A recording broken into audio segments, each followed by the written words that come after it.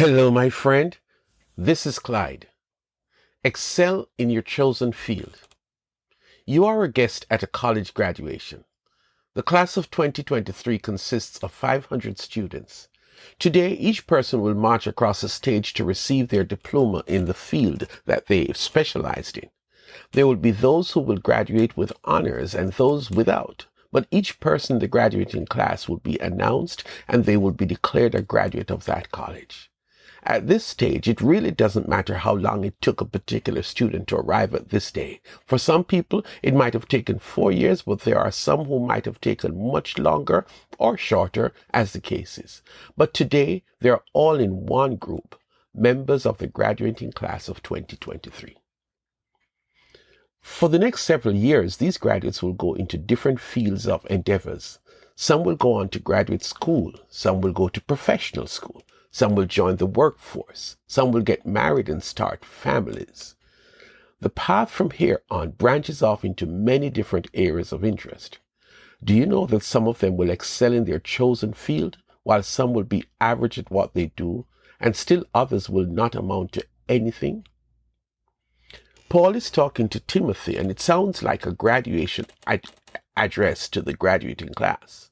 There are many in the graduating class, but Paul sounds like he is talking to one student, Timothy. You see, Paul has been his professor, his mentor, his guidance counselor. Now Paul is the guest speaker at the graduation. Somehow on this day, Paul is talking tough, but his talk is covered over with love. Listen carefully, Timothy. Be strong in the grace that is in Christ Jesus, and the things you have heard me say in the presence of many witnesses, entrust to reliable people who will also qualify to teach others. Paul has a lot to say, and he is careful in choosing his words carefully. Here he is encouraging the young man to be strong. When you leave this college, when you walk out of this auditorium today, Timothy, into the world of hard knocks, you will have to be strong. Be strong in the grace that is in Christ Jesus.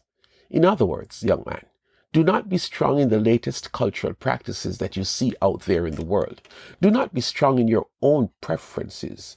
Certainly do not be strong in anything that is contrary to what you have learned in this program. Be strong in the grace that is in Christ Jesus. You see, there are various things that we can be strong in our own understanding, not recommended. In the popular ways of life, not recommended.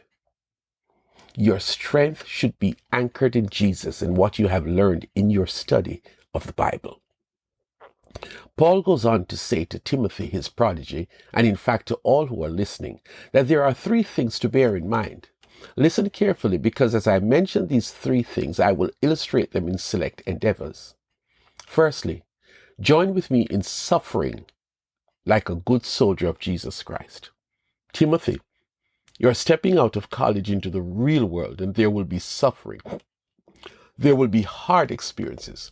There will be moments that may seem like your life is at stake, but in those moments, know that the thing that will see you through is that you are a good soldier of Jesus Christ. Soldiers fight enemies, whether on their territory or whether the enemy comes into your country. But regardless, the life of the soldier is not one of ease, but one that demands strength. Do not be distracted by civilian affairs. Rather, stay true to the life of a soldier. Whatever you do, seek to please the commander, Jesus. Secondly, you're an athlete. Somehow I think Paul is talking about the athlete who runs, or who throws objects, or who jumps. Whatever is your area, Timothy, be that athlete who will follow the rules of the game if you want to win the gold medal. Don't cheat. Don't break the rules. Do not take things lightly. Your goal is to be a winner, not just one who competes, but the one who gets the victor's crown. So follow the instructions of Coach Jesus. Train hard, train consistently.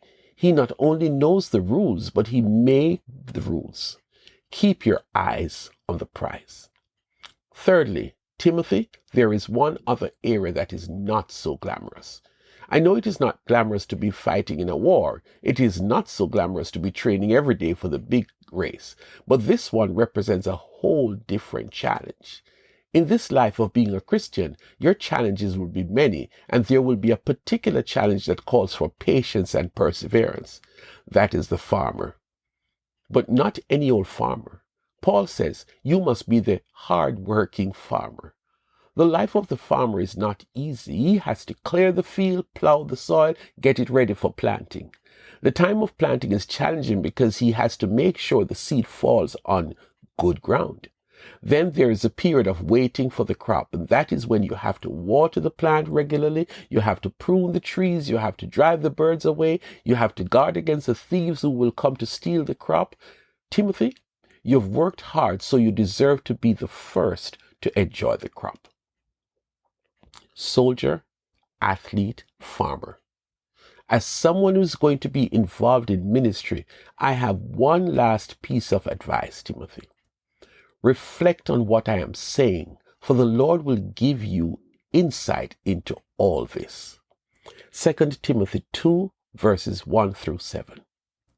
The life of the Christian is a challenging one because there is opposition, the enemy army, other competing forces, those who did not plant but want to reap.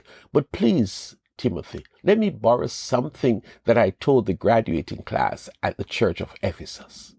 Finally, be strong in the Lord and in his mighty power. Ephesians 6, verse 10. This applies to the soldier of Jesus Christ. This applies to the athlete who is running the race against other competitors. This applies to the farmer who diligently tends to the crop from planting to reaping. Be strong. Be strong. Be strong.